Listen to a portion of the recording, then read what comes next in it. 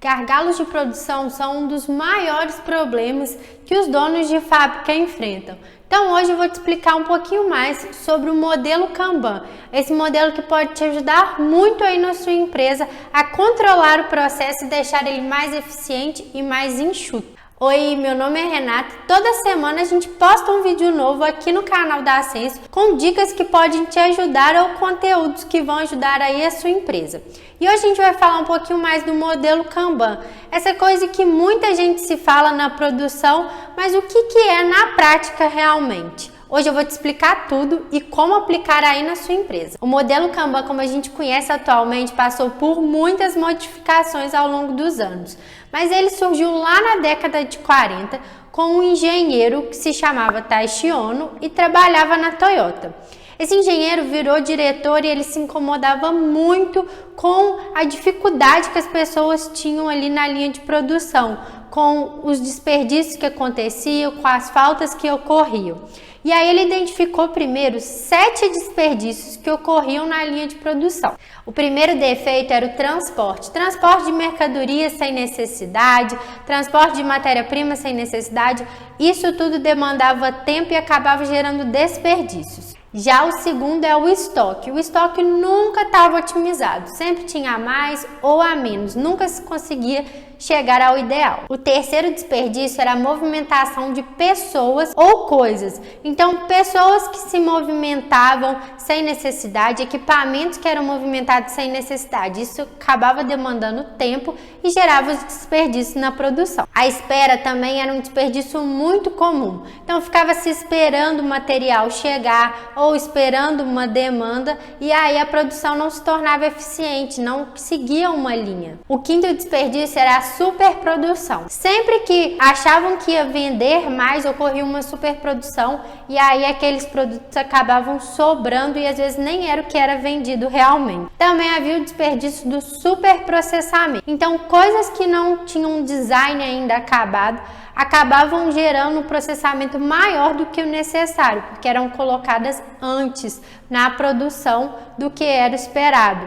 Então ainda não estava acabado, ainda não estava totalmente otimizado, mas era colocado e aí acabava gerando um desperdício. E o sétimo desperdício era os defeitos. Quando um defeito chegava lá para o cliente, acabava tendo que voltar e aí isso gerava um retrabalho e era um grande desperdício na empresa. E esse engenheiro, insatisfeito com isso, decidiu buscar ajuda, foi viajar para tentar achar soluções em outros mercados, porque isso também é uma técnica muito legal. Às vezes a gente fica só preso no nosso setor ou em coisas que pessoas ali próximas estão fazendo e a gente esquece de olhar às vezes outros setores que não tem nada a ver com o nosso, mas que podem dar muito insight pra gente. E o Taishi Ono visitou uma rede de supermercados nos Estados Unidos. Essa rede foi responsável por criar o autoatendimento, sabia disso? Uma coisa que é tão comum pra gente como ir lá no mercado, pegar um produto na gôndola, até então não existia. Você chegava a um balcão, pedia os produtos e funcionário daquela empresa ia lá dentro e pegar aquilo no estoque. Só que imagina o tanto de gente que era responsável por esse trabalho. Então você tinha que ter muitos funcionários ali na linha de frente que ficavam responsáveis só por ir lá e pegar aqueles produtos. Então gerava, por exemplo, um desperdício que ele falou antes, que ele viu na Toyota, que era o desperdício da movimentação. Então, quando havia muita movimentação, você precisava de mais pessoas e aí acabava aumentando o custo. Com o autoatendimento, as pessoas podiam ir na gôndola, pegar os produtos e aí você reduzia a quantidade de pessoas naquele atendimento e ficava mais fácil, porque aí você precisaria só de um funcionário ali para ficar olhando, às vezes quando o produto estivesse acabando ou tivesse acabado, e aí ele sinalizava para que fosse reposto aquele produto. O Taishi, que não é bobo nem nada, voltou para a Toyota e decidiu implementar um pouco dessa linha de raciocínio lá na linha de produção. E aí ele criou o Kanban. Kan significa placa e Ban significa sinalização.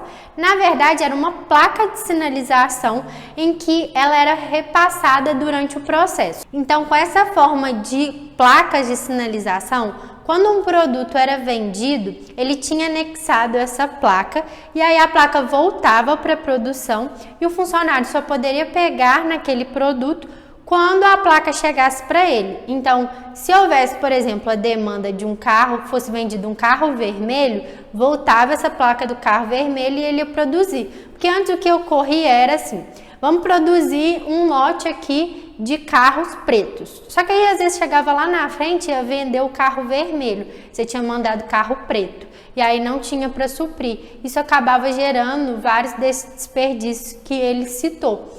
Então, para que isso não ocorresse, ele ia produzindo de acordo com a demanda, que é um pouco da produção just in time, que a gente tanto fala. Se vocês não souberem o que é sobre a produção just in time, deixa aqui nos comentários que eu faço um vídeo só sobre isso. Mas voltando ao Kanban, que hoje em dia é tão difundido e tão utilizado, ele foi passando por várias alterações. Deu muito certo lá na Toyota, mas da forma que a gente conhece, por exemplo, em outros setores, ele só foi mesmo sendo utilizado por uma outra pessoa que implementou na área de softwares. Então foi só quando equipes de softwares que já utilizaram metodologias ágeis como o Scrum começaram a adotar colunas com os fluxos de trabalho. E aí com isso deu origem ao quadro Kanban. Então Kanban é a metodologia e quadro é uma das formas de se aplicar ela hoje em dia. Mas foi só lá por volta de meados de 2010 que o Kanban se tornou geral para todos. E aí começou a se usar muito porque facilitava. Hoje em dia o que a gente mais vê é o Kanban com 3 quadros: To Do, Doing e Done. Que são nada mais é do que o que você tem para fazer, o que você está fazendo e o que já está pronto. Com essas 3 etapas do trabalho, a gente pode ir colocando cards, que são, né, os cartões de antigamente, e a gente vai migrando eles conforme as funções vão sendo feitas. Então, por exemplo, se você tem que fazer 3 coisas durante o dia, você coloca ali as 3 e à medida que você for fazendo, você move ela para doing e quando você finalizar, você move para done. Tá, Renata, mas o que isso vai me ajudar? Imagina aí na sua produção, você pode criar com etapas do seu trabalho. Então, vamos pensar numa confecção. Se você tem corte, costura, tintura, passação, embalagem, você pode criar essas etapas e aí você vai passando o trabalho à medida que isso vai sendo feito, vai passando pelas etapas. Assim todo mundo vai conseguir ver onde está esse pedido, onde está essas peças, porque facilita. Às vezes a gente vai ali na produção correndo e não sabe onde está tal determinada peça, não sabe onde está determinado pedido, não sabe onde está o gargalo, onde está acontecendo aqueles maiores defeitos. Quando você começa a visualizar, fica mais fácil para você corrigir aqueles erros. Por exemplo, no Censo acontece assim: a gente cria uma ordem de produção e aí você gerencia esses estágios da forma que você quiser, coloca os nomes que você quiser e vai arrastando, né, as OPs, as ordens de produção durante os estágios.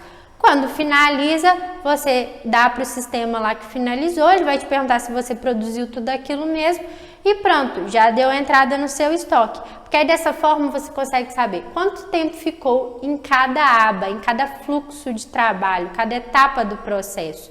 Quem que foi o responsável, né? E aí isso diminui a quantidade de erros significativamente. Agora, se você quer um resumo do que o Kanban hoje em dia é, a gente pode listar aqui 5 práticas que resumem ele de forma bem simples. A primeira é que com o Kanban você consegue visualizar os fluxos de trabalho, consegue ver de forma bem simples como está ocorrendo o trabalho, desde a produção até o seu dia a dia. Por que não organizar um Kanban para suas tarefas do dia a dia? A segunda prática é que ele vai limitar o trabalho em andamento. Já viu quando a gente fala que vai fazer um monte de coisa e no final do dia não fez nada?